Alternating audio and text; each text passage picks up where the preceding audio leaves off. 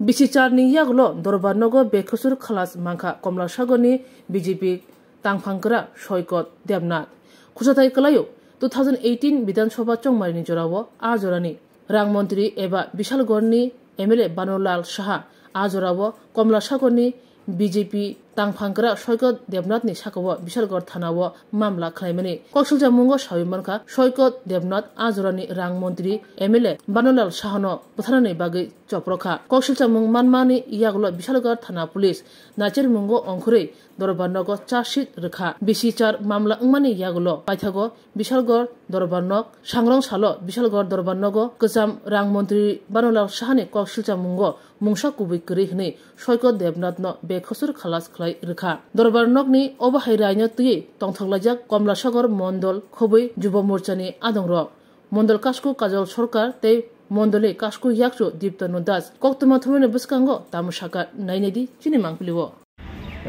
আপনারা সবাই জানেন যে যখন বামফ্রন্ট ক্ষমতায় ছিল 2018 আগে তখন আমাদের বিজেপির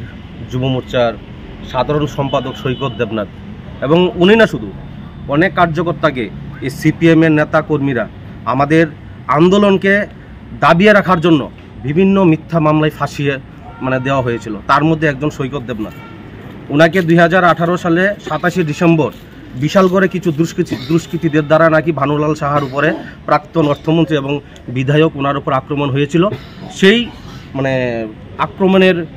রেশ সৈকত দেবনাথের উপর তুলে দেওয়া হয় ওকে মিথ্যা মামলায় ফাঁসিয়ে দেওয়া হয় যার জন্য আমরা 7-8 বছর আজকে এই বিশালগড় এই মহকুমা আদালতে আজকে আমরা নেই বিচারের আশায় আমরা এখন উপস্থিত হয়েছি দেখা গেছে কি যে ওনাকে এই আদালত বেকসুর খালাস দিয়েছে আইনের প্রতি আমাদের আস্থা ছিল বিশ্বাস রয়েছে আজ আইনের জয় হয়েছে আজ ন্যায় বিচারের জয় হয়েছে তাই সৈকত দেবনাথকে আমরা এই কমলাসাগরের কার্যকর্তারা সবাই মিলে এখানে উপস্থিত হয়েছি ওকে আজকে আমরা বরণ করে কমলাসাগর নিয়ে যাব যে আমরা এটা বুঝিয়ে দিতে চাই যে বামফ্রন্টের কার্যকর্তারা যে মিথ্যা মামলায় কিভাবে আমাদের কার্যকর্তাদেরকে ফাঁসিয়ে দিত আমাদেরকে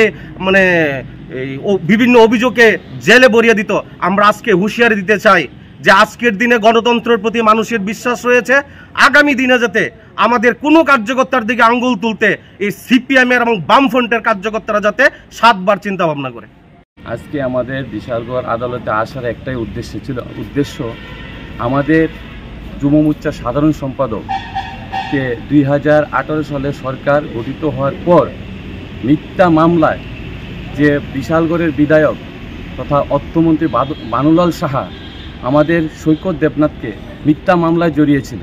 কিন্তু আমাদের সরকার প্রতিষ্ঠিত হওয়ার আমরা যে পরিবর্তন এনেছি আমাদের যুব মোর্চার ভাইদের দ্বারা আমাদের আইনের যে পরিবর্তন হয়েছে আইনের উপর বিশ্বাস রেখে আমরা আদালত থেকে আজকে